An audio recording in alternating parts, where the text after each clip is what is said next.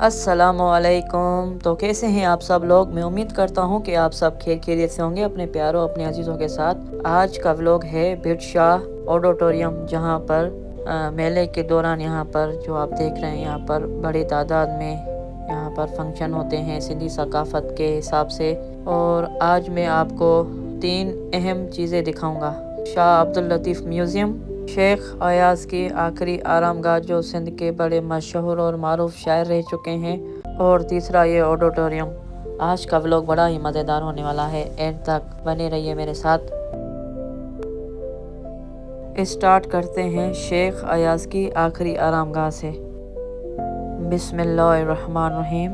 सिंध के अजीम इनकलाबी शायर शेख अयाज़ मुबारक अली शेख की आखिरी आरामगाह की तारीख आज मैं आपको बताऊंगा। शेख अयाज़ की आखिरी आरामगाह सिंध के मशहूर सूफ़ी बुज़ुर्ग शाह अब्दुल लतीफ़ भिटाई के मज़ार के अहाते के करीब भिट शाह ज़िला मटियारी सिंध में वाक़िअ है।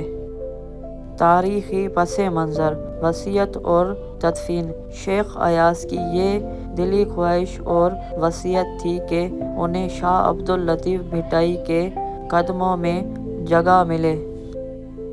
इनका इंतकाल 28 दिसंबर 1997 को कराची में हरकत कल्ब बंद होने की वजह से हुआ। इनकी मैयत को कराची से भिट शाह लाया गया, जहां उन्हें सुपुर्द खाक किया गया। मज़ार की अहमियत। शेख अयाज़ को शाह अब्दुल लतीफ़ भिटाई के बाद सिंध का सबसे बड़ा शायर माना जाता है, इसीलिए इनकी आरामगाह अदबी और सकाफ़ती हलकों में एक ख़ास अहमियत रखती है। नेक्स्ट मेरा टारगेट शाह लतीफ़ म्यूज़ियम। अब चलते हैं शाह अब्दुल लतीफ़ म्यूज़ियम की तरफ। शाह लतीफ़ म्यूज़ियम भिट शाह म्यूज़ियम सिंध के ज़िला मटियारी के कस्बे भिट शाह में वाक़िअ है। अजीम सूफ़ी शायर शाह अब्दुल लतीफ़ भिटाई 1989 से 1752 की ज़िंदगी, शायरी और सिंधी सकाफ़त की अक्कासी करता है। 10 जुलाई 1996 को इस वक्त के सदर फ़ारूक अहमद लगारी ने इसका इफ्तिताह किया, जो भिट शाह कल्चरल सेंटर का हिस्सा है। क़याम और पसे मंज़र। ये म्यूज़ियम शाह अब्दुल लतीफ़ भिटाई के 252वीं उर्स 1996 के मौके पर कायम किया गया, जिसका मकसद इनके सूफियाना तालीमात और सिंधी विरसे को मजबूत करना था।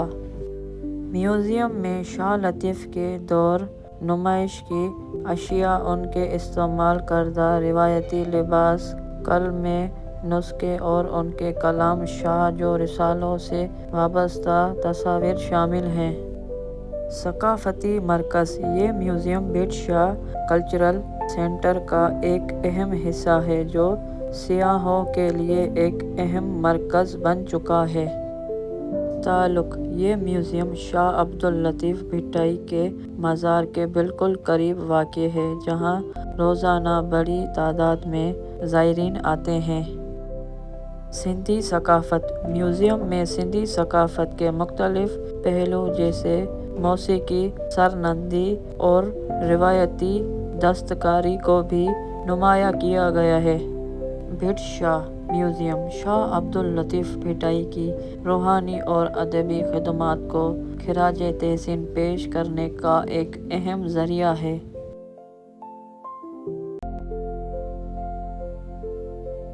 ये मुजस्समा नूरी जाम तमाची के यादगार पर सजाया गया है।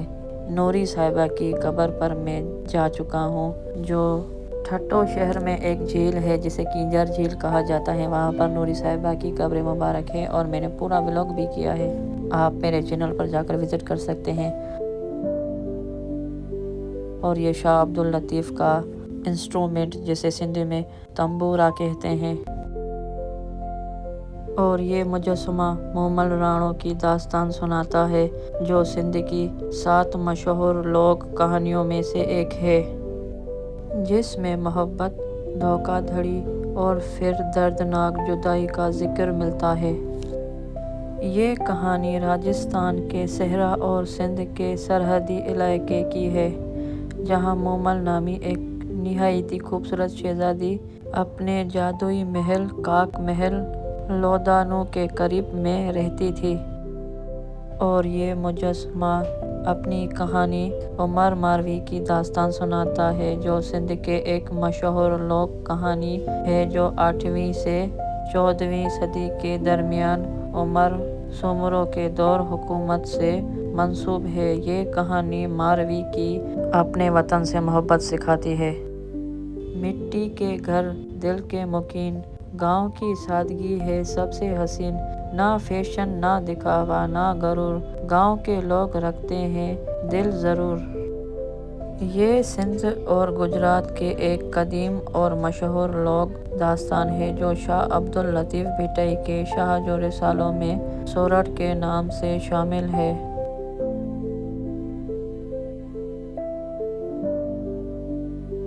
سمندر سے مچھلی پکڑنے والے شکاریوں ماہی گیروں کی تاریخ اتنی ہی قدیم ہے جتنی کہ انسانی تہذیب۔ وادی سندھ کی تہذیب آثار قدیمہ سے پتہ چلتا ہے کہ 3300 سے 1300 قبل مسیح کے دوران مچھلی پکڑنا ایک اہم پیشہ تھا۔ سوہنی اور مہوال یا مہیار کی کہانی برصغیر خاص طور پر پنجاب اور سندھ کے ایک لازوال اور علمیہ اشقیہ داستان ہے۔ سوہنی گجرات پنجاب کے ایک کمہار تُلا کی بیٹی تھی جو اپنے حسن اور مٹی کے برتنوں پر خوبصورت نقش و نگار کے لیے مشہور تھی۔ آج کا ولاگ یہیں اینڈ ہوتا ہے۔ میں امید کرتا ہوں کہ میرا آج کا ولاگ آپ کو پسند آیا ہوگا۔ اگر پسند آیا تو آپ اس ویڈیو کو لائک کریں، کمنٹ کریں، شیئر کریں۔ ملتے ہیں نئے اور اچھے ولاگ کے ساتھ، تب تک کے لیے اللہ حافظ۔